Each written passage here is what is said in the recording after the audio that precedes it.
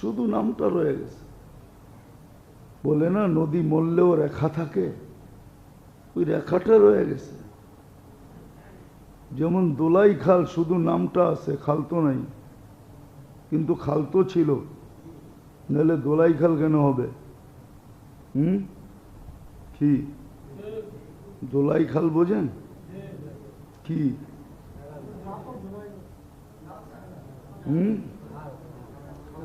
ঢাকা শহরের যত কাপড় চোপড় আসিল, যত দুবিদের সব এই খালে দোয়া হইতো। এর জন্য এটার নাম দোলাই খাল। এই জন্য এটার নাম কি? দোলাই খাল। দুবিদের সব কাপড় এখানে দোয়া হইতো। তো নামটা আছে কিন্তু খাল নাই, ঠিক না? নাম আছে, খাল নাই। আসলে খাল ছিল, আসলে খাল ছিল। খাল তো আমরাও দেখছি যে খাল আছে, খাল যে ছিল এটা আমরাও দেখছি।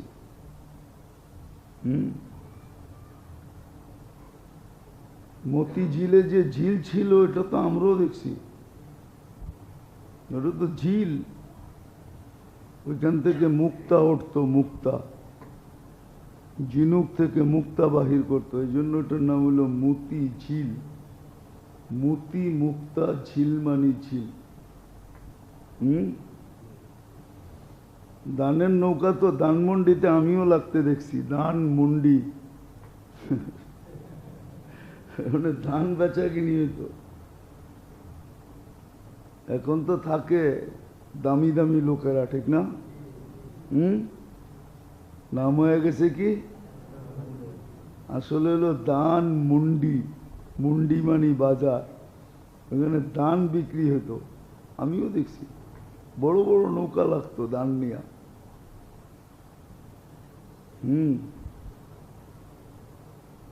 তখন আমরা ঢাকা শহরেই থাকতাম, জিগাতলা থাকা হইতো, জিগাতলা আর ধানমন্ডি একসাথে। তো এরকমই ইসলামের শুধু রেখাটা আমাদের ভিতরে রয়ে গেছে, আর কিচ্ছু আমাদের ভিতরে নাই। ইসলামের কোনো ছাপ নাই। এই জন্যই তো আল্লাহর রহমত আমাদের উপরে নাই, আল্লাহর দৃষ্টি নাই। আল্লাহর দৃষ্টি যদি থাকে, রহমত যদি থাকে, তাইলে মেরে দোস্ত মুসলমান কি করে অশান্তি ভোগ করে, অশান্তিতে থাকে। দুনিয়া যেরকম প্রোডাক্টের জিনিস বিক্রি করে চায় না আজকে এত উপরে, তো মুসলমানরা তো শান্তি বিক্রি করে বড় লোক থাকতো, সুখ বিক্রি করত, শান্তি বিক্রি করত। সুখ বিক্রি করত, শান্তি বিক্রি করত। সুখ বিক্রি করত, শান্তি বিক্রি করত।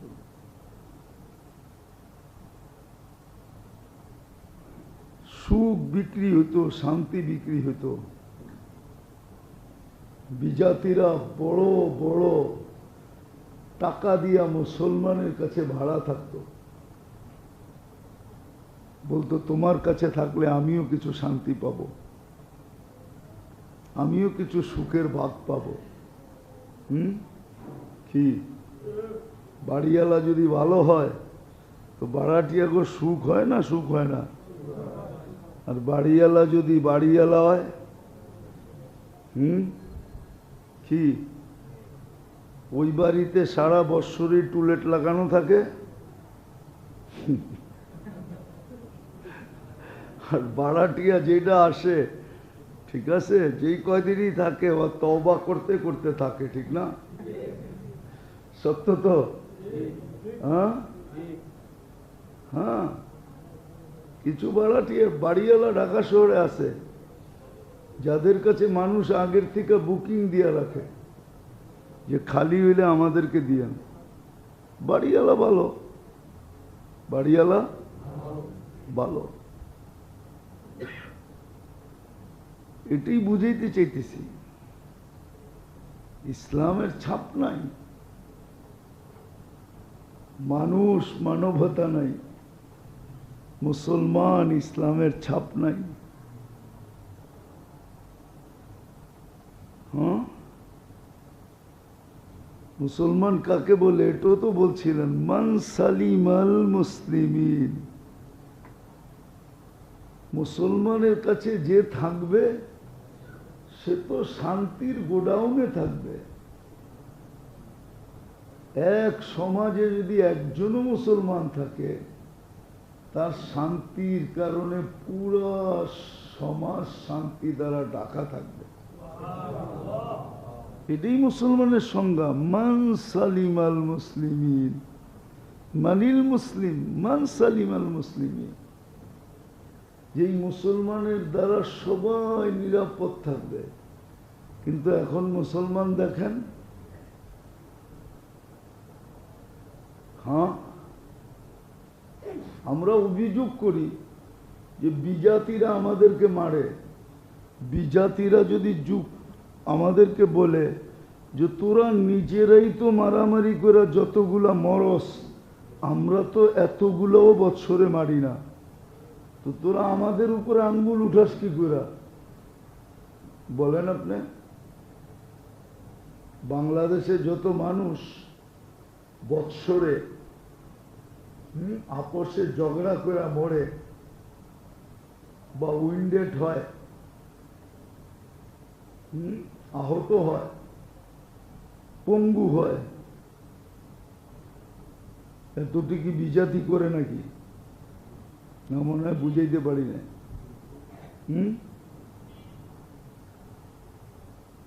না, আপনি এই কথা বলবেন যে আমরা আপোষে লইরা মরি মরি, তুই আমাদেরকে মারবি কেন?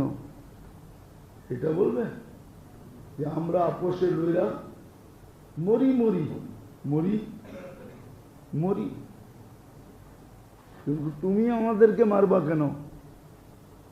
ওরাও তো একটা যুক্তি দিতে পারে, তোমরা আপোষে লইরা যদি এত মরতে পারো, তাহলে আমরা তুই চারটা মারলে অসুবিধা কি? মনে হয় আমি যুক্তিটা বুঝাইতে পারি। কি বলে? হ্যাঁ, এই যে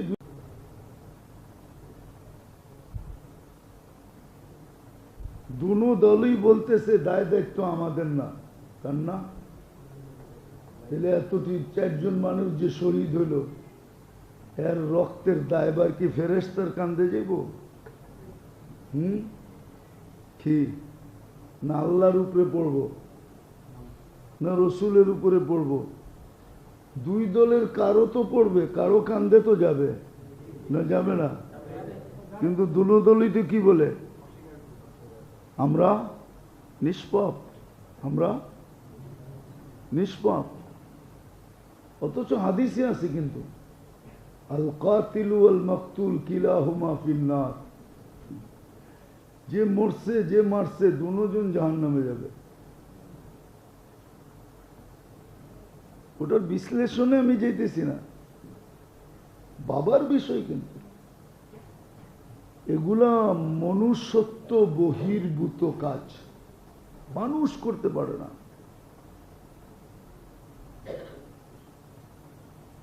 আর এটার দ্বারা আরেকটা ক্ষতি হইতেছে বিরাট বড়, ওই দিন আমি বলছিলাম মনে হয়,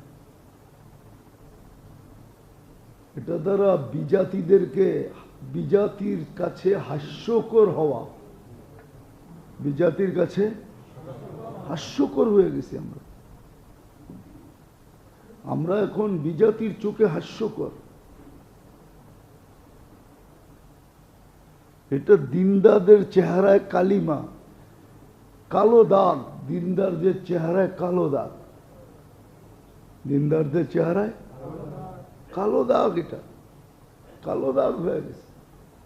সাধারণ মানুষ বলতে পারে, আরে থো তুমগো দিনদারি দেখছি, আপোষে লইরেই তো তোমরা চারজন মরে গেছো। 2018 তো মরছে, এবারও মরল, শত শত আহত হলো, অনেকজন জীবনের জন্য পঙ্গুত্ব বরণ করলো।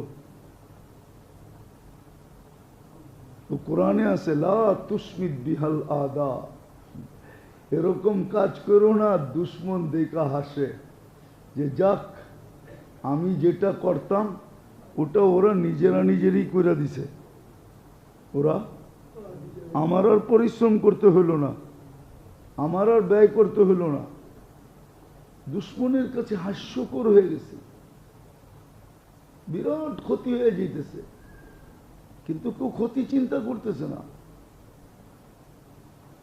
যে আমরা অন্যের চোখে কতটুকু কালার হইতেছি, হ্যাও হয়ে যেতেছি, হ্যাও প্রতিপন্ন হয়ে যেতেছি। আমরা দেখছি জীবনে, আমি তো ওই দিনও আপনাদেরকে কিছু কারগুজারি শুনাইলাম, আজকেও শুনাইতেছি, আমরা দেখছি দুনিয়াতে চলার পথে অনেক দেখছি, তাবলীগের পরিচয় দিলে সামনেওয়ালা একবারে চুপসায়া যেত, লজ্জাপতি ধরলে যেরকম গুটায়া যায় এরকম গুটায়া যেত। হ্যাঁ, কিচ্ছু বলতো না। এক মহত্ব, গুরুত্ব, সম্মান, ইজ্জত সবার দিলে ছিল। তাবলীগালা শুনলেই কি ইজ্জত করত, আমরা দেখছি, বহুত দেখছি, কম দেখি নাই। বলতে গেলে এত সময়ও হবে না, সপ্তাহ পর সপ্তাহ লাগবে, যে কত এই জীবনে চোখে দেখছি শুধু তাবলীগের কারণে। আমার একদিনের কাহিনী মনে আছে, আমার তখন দাড়ি মোছ মাত্র উঠতেছে, রমজান মাস ছিল, আমি চিল্লা লাগাইতে বাহির হয়েছি, তো আমার তাশকিল হয়েছে মুন্সিগঞ্জ, প্রথম রোগ হয়েছে তালতলি, আগে সদরঘাট থেকে তালতলি লঞ্চ যেত, ঠিক না? এখন যাই কিনা জানি না, এখনো যায়, তখন লঞ্চই ছিল। এই মাওয়া রোড টোড শ্রীনগর ফিরিনগর দিয়ে গুইরা গাইরা যেতে যেতে মাস পার হয়ে যেত, আর লঞ্চেই 1-2-3 ঘন্টার ভিতরে চলে যাওয়া যেত। আমি নামছি, তো ঘাট ছিল বাজারে, তালতলি বাজারে, এখন জানি না কোথায় আছে। তো ঘাটের থেকে নাইমা বাজার পাড়াইলেই একটা মাঠ ছিল, এখনো মনে হয় মাঠটা আছে। মাঠের কোনায় একটা মসজিদ ছিল, রমজান মাস ছিল, বৃষ্টির দিন ছিল, হেদায়েতের কথা শুনা মোসাফা করা সদরঘাট আইসা লঞ্চ ধরতে ধরতে পস্তে পস্তে আসর হয়ে গেছে। কোনো মতে যে আসরের নামাজটা পড়ছি, রোজার দিন তো, কিন্তু মাশাআল্লাহ ইমাম সাহেব এমন ছিলেন, উনি তো মসজিদে উঠতে দিবে না, বলছে না মসজিদে উঠা যাবে না।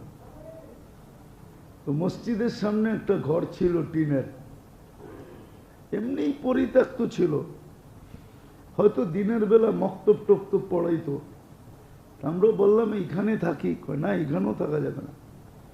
আচ্ছা সামনে ইফতার করার সময় ঘনায় আসতেছে, আমরা কিছু ইফতারের ব্যবস্থা করি, ইফতারি করি, না তাও করতে পারবেন না।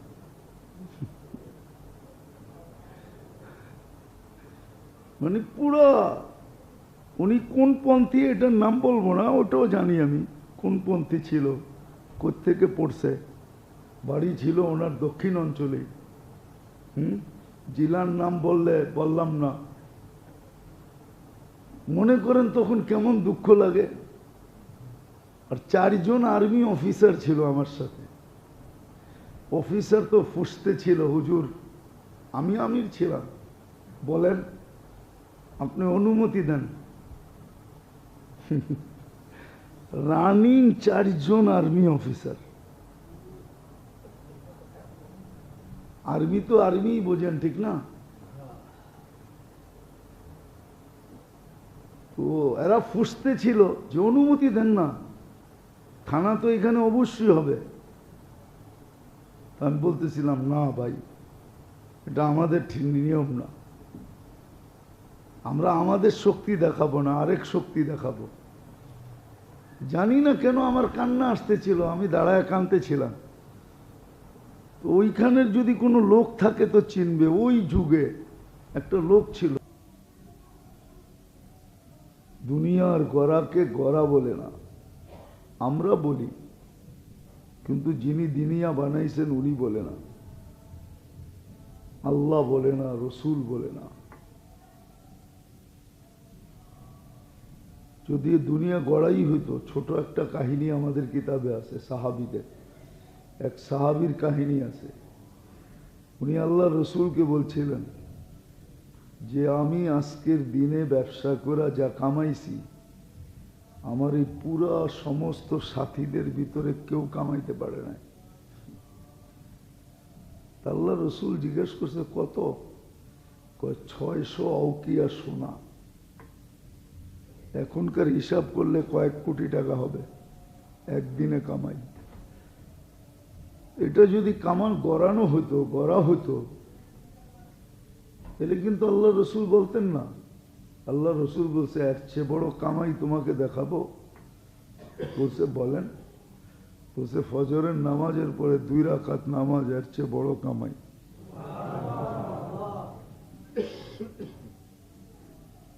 বুঝানোর জন্য দেখাইলাম, বুঝলে তো ভালো কথা, না বুঝলেও ভালো কথা। অভিরুচি আপনার, অভিরুচি আপনার।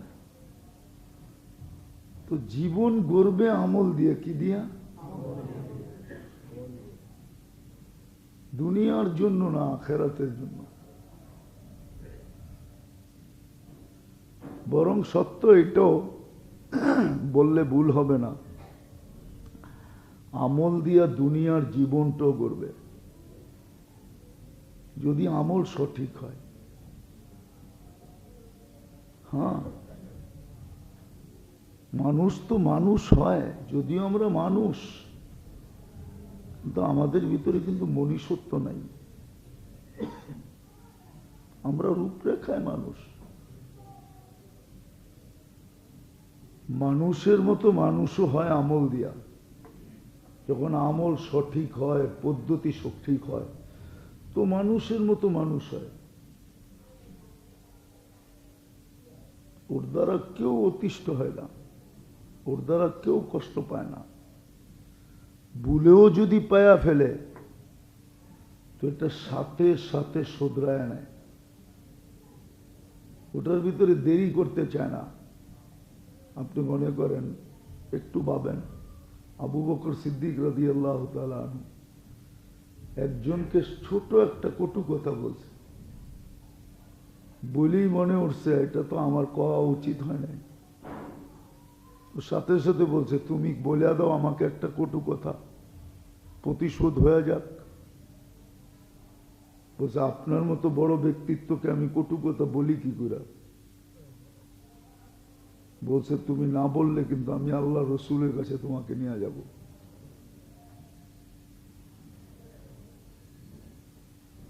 এটার নাম মানুষ, এটার নাম মানুষ। ছোট একটা কথা বলে ফেলছে, আর উনি বলতেই পারে, ওনার বলার অধিকারও আছে। ওটাও দেখাইতেছি কেন অধিকার আছে। আল্লাহ রসুল বলছে আলাইকুম মিন বাদি, আমার পরে তোমরা কার কথা শুনবে? তো বলছে আবু বকর ও ওমর, বুখারীতে আছে, আমার পরেই 2 জনকে মেনো। তো ওনার বলার অধিকার আছে না? অধিকার কে দিছে? আল্লাহ রসুল দিছে, ঠিক না? একটু উল্টা পাল্টা দেখলে কটু কথা বলতেই পারে, কিন্তু আসলে বলতে পারে, বলেও ফেলছেন, কিন্তু নিজের ভিতরে আসছে তোমার মতো মানুষটার তো বলা উচিত হয় নাই, তুমি বললে কি করে? লম্বা কাহিনী নিয়ে গেছেন আল্লাহ রসুলের কাছে। তো তো সাহাবী রসুলকে আল্লাহ রসুল বলছে, তুমি বলো না ভালো করছো, তোমার বলা উচিত হতো না, তুমি বরং বলো আল্লাহ আপনাকে মাফ করে দেখ। শিখায় দিছেন। ওমর রাদিয়াল্লাহু তাআলা আনহু একজনের পিঠে ছড়ি দিয়া একটু মেরা দিছিলেন। ছড়ি বুঝেন? হাতে যে লাঠি ছিল, কঞ্চি ছিল, কঞ্চি দিয়ে পিছে একটু আঘাত করছেন। তাও কারণ সম্মত করছেন, অকারণে না। কিন্তু সাথে সাথেই মনে উঠছে, তোমার তো এটা করা ঠিক হয় না, তুমি না মানুষ। তো হাতে ছড়ি দিয়া বলছে, তুই আমাকে পিঠে একটা মার, না মারলে তোকে ছাড়বো না। এটা ওরকমই কাহিনী। তুমি বলছে, আপনার পিঠে আমি মারি কি করে, আমি মাফ করে দিলাম। তো মানুষ আমরা বটে, মনুষ্যত্ব নাই। মনুষ্যত্ব নাই, কেননা জীবনটা তো গড়ার রাস্তায় নাই। আমরা তো গড়ার রাস্তায় নাই, এই জীবনটাকে গড়তে চাই। গড়ার রাস্তা না থাকার কারণে মনুষ্যত্ব আমাদের ভিতরে নাই, না আমার ভিতরে, না আপনার ভিতরে, কারো ভিতরেই নাই। নাহলে মানুষ মানুষ দ্বারা কখনো অতিষ্ঠ হতে পারে না। মানুষ মানুষ দ্বারা কখনো ব্যথা পাইতে পারে না। মানুষ মানুষের হাতে কখনো দুঃখ পাইতে পারে না, লাঞ্ছিত হইতে পারে না। আমরা মানুষ বটে, কিন্তু মনুষ্যত্ব আমাদের ভিতরে নাই। এটা না থাকার কারণ এটাই, জিন্দেগিতে আমল নাই। থাকলেও পদ্ধতি ঠিক না, আমলটা সঠিকভাবে করা হয় না। না সঠিকভাবে করা হয়, না পদ্ধতি ঠিক।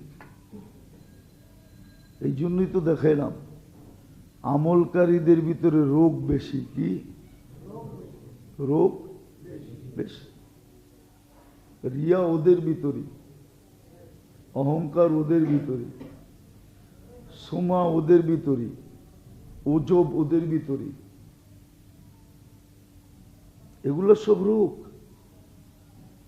আর এগুলো সব আরবি শব্দ। হাদিসে আছে,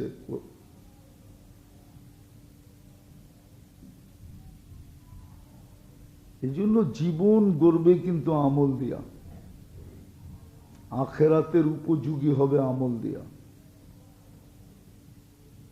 প্রত্যেক জায়গার উপযোগী হইতে হয়, তাইলে ওই পদে বসা যায়। উপযোগী না হইলে আপনারা ওই পদে বসানো যাবে না। যাবে হয়তো কোনো কারণে আপনি কোনোভাবে বসেও গেলেন, কিন্তু ওই পদ আপনাকে দিয়ে চলবে না। বরং দেখা যাবে ওই পদে বসা আপনি পথ চালাইতেছেন না, নিজেরই চালাইতেছেন খালি। এই জন্য আসে, পেপার পত্রিকায় ওঠে না, পেপার পত্রিকায় দেখা যায়,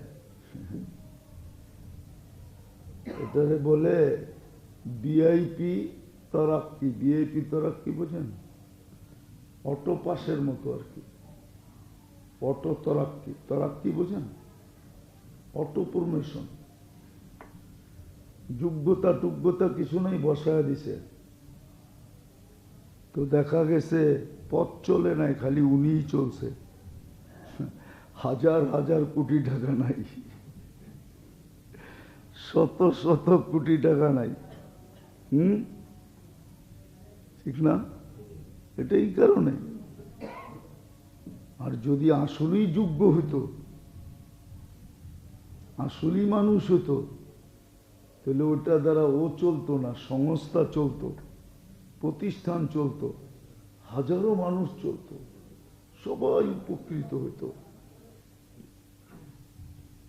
এক শ্রেণীর লোক শুধু উপকৃত হতো এমন না। এরকম হাজারো উদাহরণ দিয়ে আপনাকে বোঝানো যাবে, হাজারো উদাহরণ দিয়ে বোঝানো যাবে। আর এটা কারণ এটাই যে জীবনটা আমল দ্বারা গড়তেছে না। আমল দ্বারা যদি জীবনটা করতো না তাহলে এটা হতো না। এই জন্য মেরে দোস্ত উচিত, আমাদের খুব উচিত, কেননা জীবনটা ছোট, মুহূর্তগুলো বড় দামি। আল্লাহ দাম দিতে চেয়েছেন,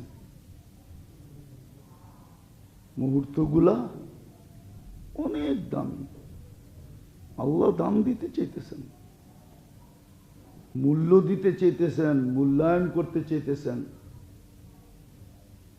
এই জন্যই তো আপনাকে আমাকে বোকা বলা হয়েছে, বানানেওয়ালা বোকা বলছে, বানানেওয়ালা।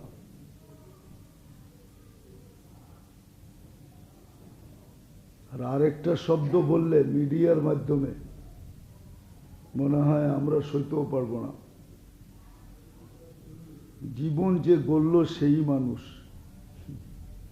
বাকিগুলো মানুষের কাতারে পড়ে না। কোরআন এটি বুঝাইতে চেয়েছে,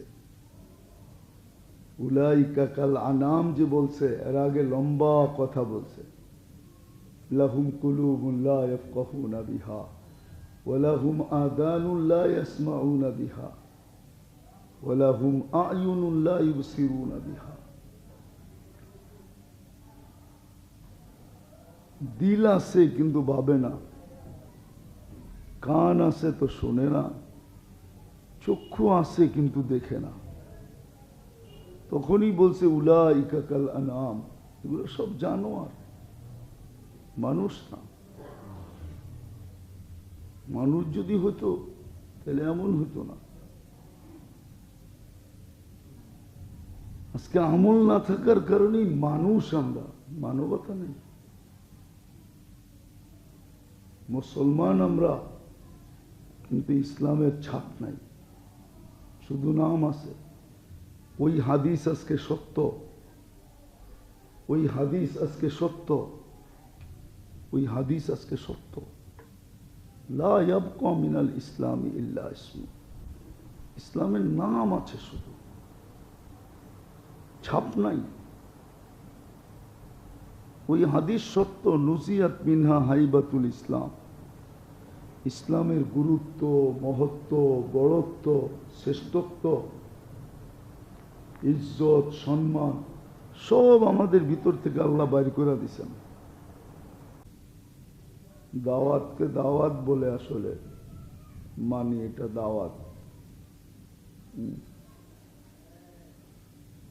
তো দাওয়াত তো মাসে বছরে 2-1 বার হয়, ঠিক না? এটাকে পারফেক্ট, এটাই আসল, এটা কেউ বলে না। আসল তো নিজের ঘরে দৈনন্দিন যেটা পাক শাক হয়, এটাই আসল, ঠিক না? তো গড়া, যেটাকে আমরা গড়া বলতেছি, দুনিয়া গড়া যেটাকে বলে, এটাকে আসলে গড়া বলা হয় না। যদিও আমাদের পরিভাষায় গড়া বলা হয়, যে অল্প বয়সে খুব জীবনটাকে গুছায় নিছে, এটা সাময়িক, কয়েকদিনের জন্য। নইলে এর পিছনে এই ধ্বনিটা থাকতো না। এর পিছনে কিন্তু একটা ধ্বনি আছে, যে তুমি কামাবে, তোমাকে পুরা খাইতে দিব না। এই জন্য যে যত কামায় তত কম খায়, তার খাওয়া তত কম। ধনী বইলেই যে পুরা ড্যাক খায়া ফেলে এমন না, ওর খাওয়ার মাত্রা অনেক কম। অনেক বাইছা গুইছা দেখা শুনা চিন্তা ভাবনা কইরা তারপরে এক লোকমা মুখে দেয়, ও খায় কম। যত সুন্দরী মানাক বেশি দিন থাকে না, চলে যেতে হয়। আবার দুনিয়ার মানুষ বড় নিষ্ঠুর, বাড়ির আঙ্গিনায়ও কবর দেয় না। এটাও নিষ্ঠুরতার পরিচয়। বাড়ির ভিতরে কবর দেয় না। কয়টা কবর পাবেন বাংলাদেশে যে সুন্দর বাড়ির ভিতরেই কবর দিছে, যে এতদিন গাড়ির ভিতরে কামরায় বসা দেখতো, এখন বাহির থেকে বসা বসা বাড়িটা দেখতে থাকুক। এটাও তো করে না। এটাও নিষ্ঠুরতার পরিচয়। আর মানুষ যতই জমাক, এর পিছনে একটা স্লোগান আছে, সিদ্ধান্ত আছে, এটা আল্লাহর পক্ষ থেকে, যতই জমাও তোমাকে পুরা ভোগ করতে দিব না। নাইলে বাপের পরে ছেলে উত্তরসূরি হয় কোত্থেকা? বাপুই যদি সব ভোগ করে যেত, তাহলে তো ছেলে উত্তরসূরি হইতে পারতো না। এই জন্য ভোগ করতে দিবে না।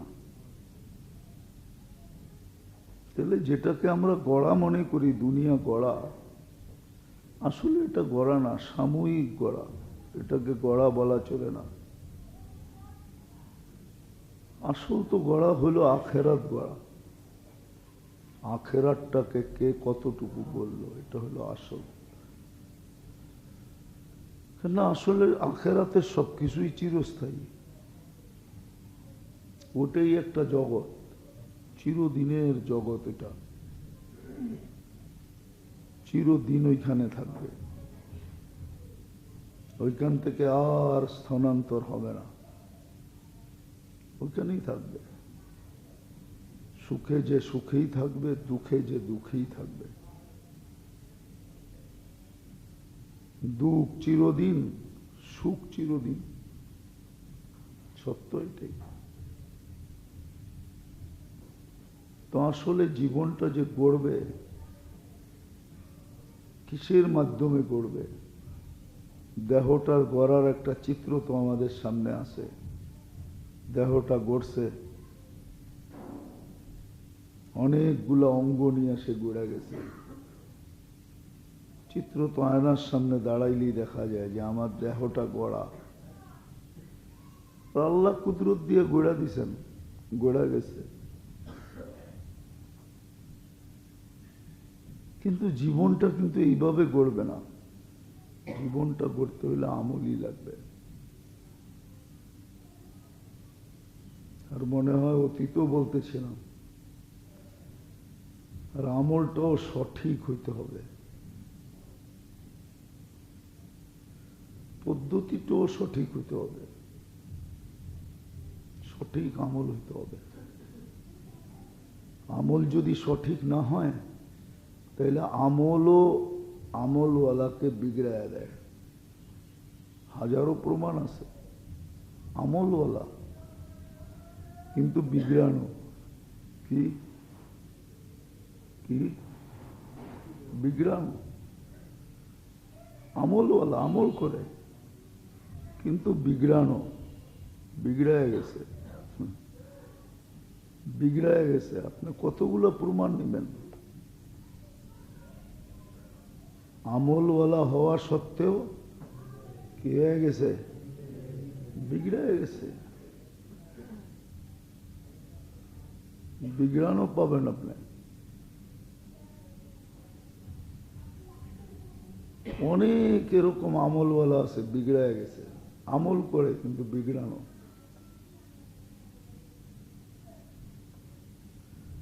কথার ঠিক নাই, কাজের ঠিক নাই, ল্যান্ড ঠিক নাই, দেন ঠিক নাই, সামাজিকতা ঠিক নাই, কিন্তু আমলদার।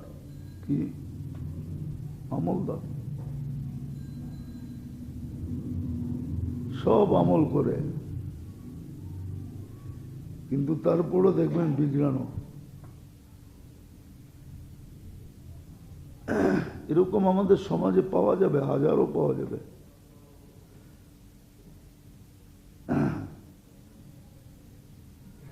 প্রতি 10 জনে 9 জনই পাওয়া যাবে এরকম বিগড়ানো। 10 জনে, এটাও বললে চলবে, 10 জনে 10 জনই বিগড়ানো। কিন্তু সবাই আমল করে, সবাই কি করে? আমল করে, অথচ বিগড়ানো। আমল যদি সঠিক না হইল তাহলে আমল মানুষকে বিগড়াইয়া দেয়।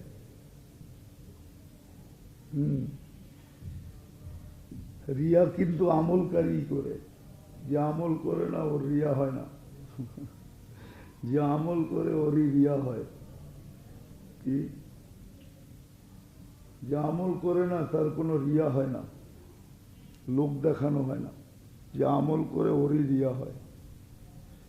যে আমল করে, আরবি শব্দ এগুলা, ওরই উজব হয়।